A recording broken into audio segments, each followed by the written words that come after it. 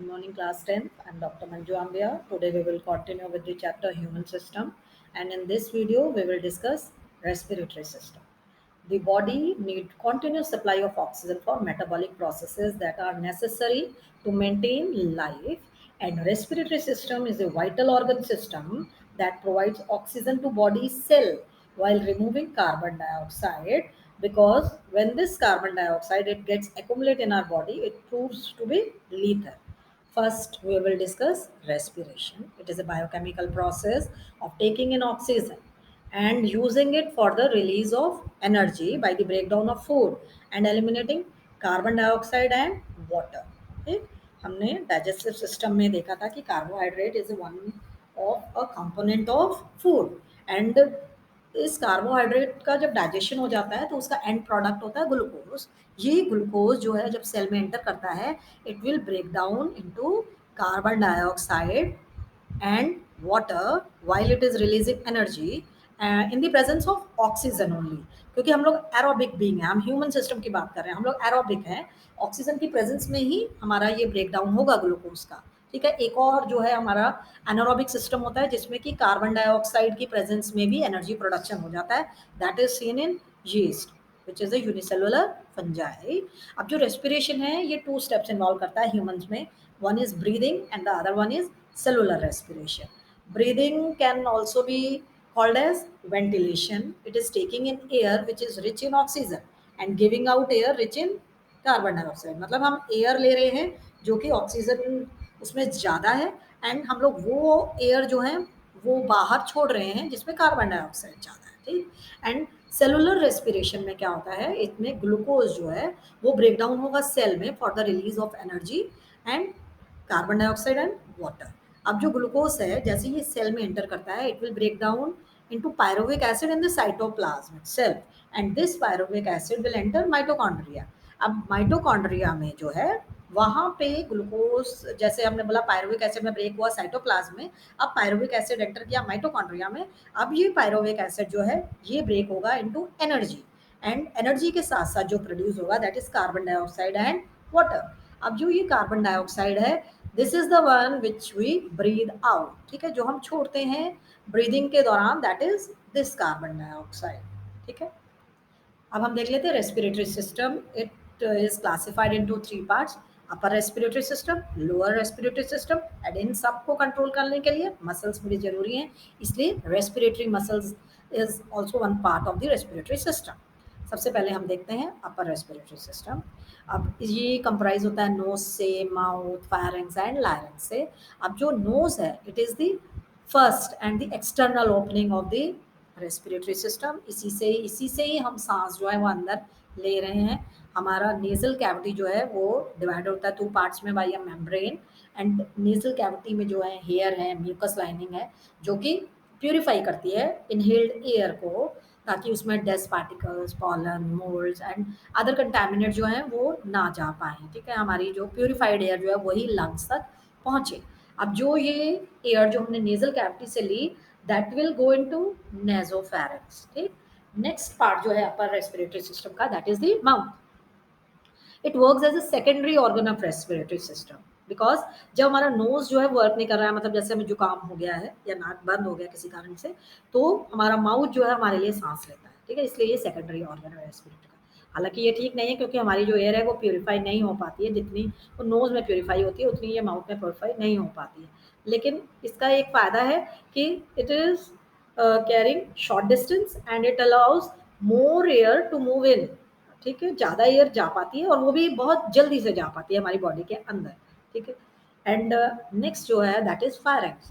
Firings जो है that is divided into nasopharynx, oropharynx and laryngopharynx. अब जो हमारे नाक से जो एयर मूव कर रही है, नेजल कैविटी से जो एयर मूव करती है that will enter nasopharynx and जो माउथ से हमने एयर ली दैट विल रीच ओरोफैरिंग्स. अब जो दोनों के दोनों हैं pharynx that will open into laryngopharynx and with the help of epiglottis and फिर वो एंटर कर जाता है लैरिंग्स में. ठीक. अब जो लैरिंग्स है it will connect laryngopharynx with the trachea and उधर पे एक रहती है epiglottis that act as a covering so that the food is not entered into the wind pipe, ठीक है, खाना जो है वो विंड पाइप में ना जा पाए, इसके लिए ये जो है एपिग्लॉटिस हेल्प करता है, ठीक। ये जो हमारा लैरिंक्स है ये 9 टाइप ऑफ कार्टिलेज से बना हुआ है, एंड इसमें जो है वोकल कॉर्ड्स भी प्रेजेंट होती हैं, जिनके कारण जो है उनकी वाइब्रेशन से जो है साउंड प्रोड्यूस होती है, ठीक। नेक्स्ट जो आ जाता है हमारा लोअर रेस्पिरेटरी सिस्टम है। It will comprise of trachea, bronchi, bronchioles, alveoli and lungs. And जो हमारा सबसे पहला जो इसका पार्ट है दैट इज ट्रैकिया।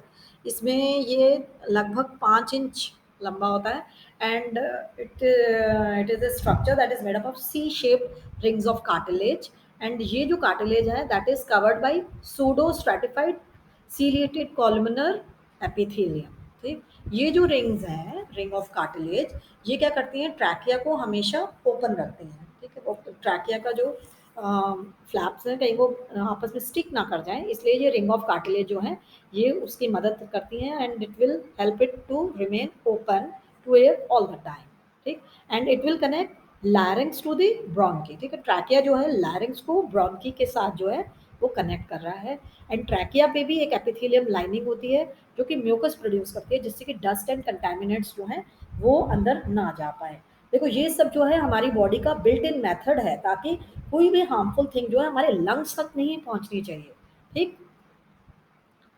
नेक्स्ट जो है वो है ब्रोंकी एंड ब्रोंकियोल्स।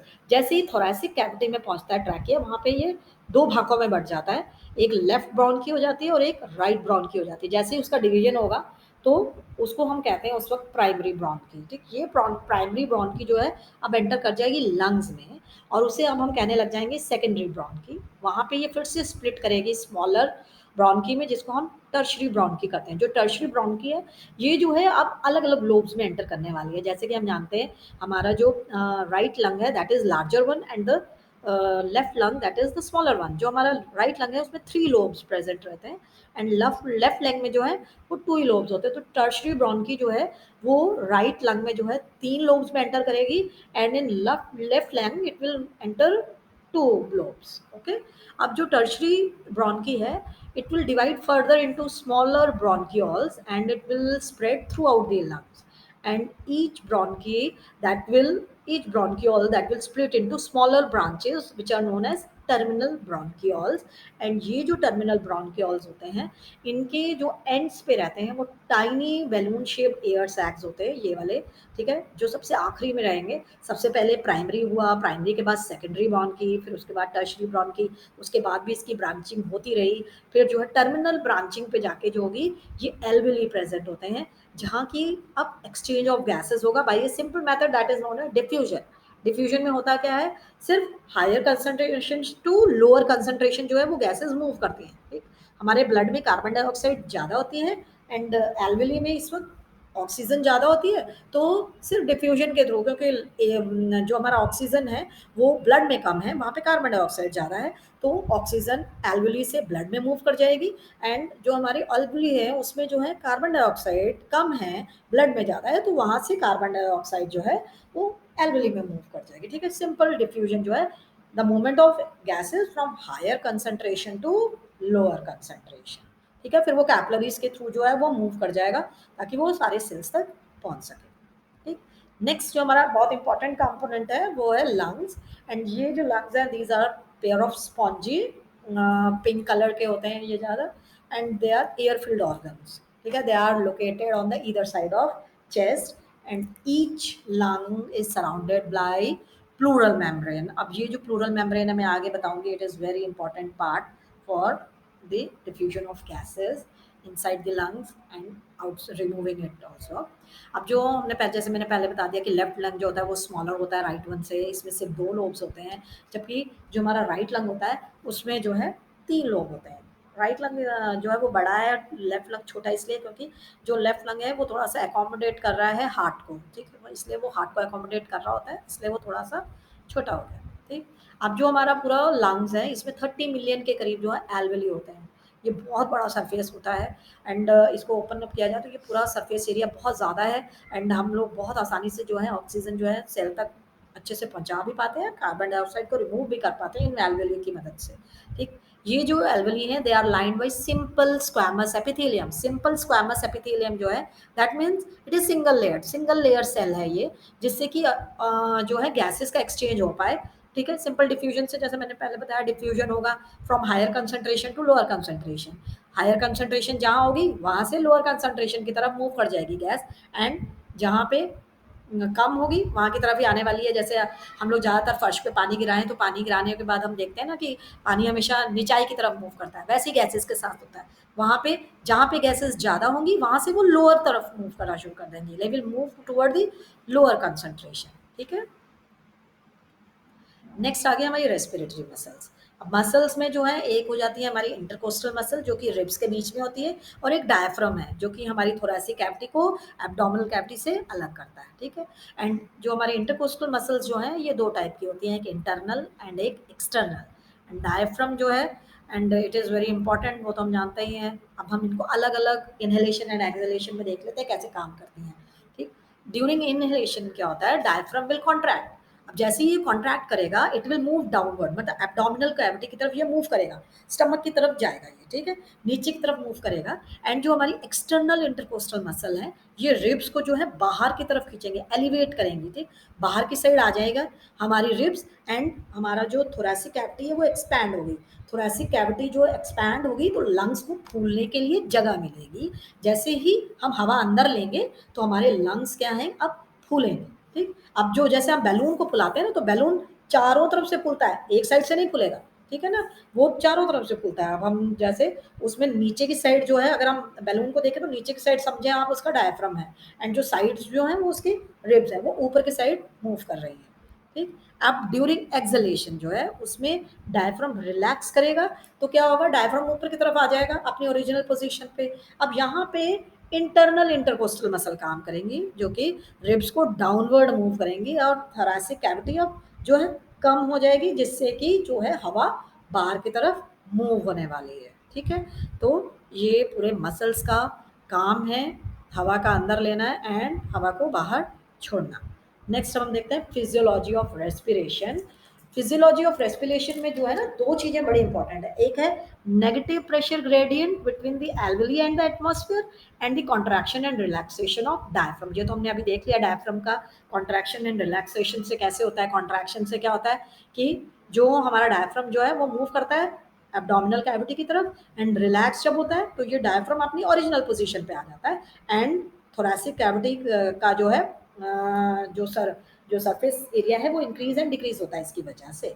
एंड जो ये नेगेटिव प्रेशर ग्रेडियंट है इसमें क्या होता है कि जो ये हमने, जैसे मैंने पहले बोला कि हमारे लंग्स को कवर करती हैं प्लूरल मेम्ब्रेन। अब ये जो प्लूरल मेम्ब्रेन है ये क्या करता है, सील कर देता है लंग्स को बिल्कुल। एंड जब ये पूरा सील कर देता है, जिससे क्या होता है लंग्स के अंदर जो प्रेशर है वो थोड़ा सा कम हो जाता है एटमॉस्फेरिक प्रेशर से। अब जब अंदर प्रेशर कम हुआ तो जैसे हम सांस लेंगे तो air will move inside our lungs. ठीक, जैसे मैंने बोला air will always move from higher concentration to lower concentration. तो प्लूरल मेम्ब्रेन ने क्या किया था, लंग्स को सील किया, जिससे वहां का एटमॉस्फेरिक प्रेशर, उधर का प्रेशर, सॉरी, वहां का प्रेशर जो है कम हो गया एटमॉस्फेरिक प्रेशर से।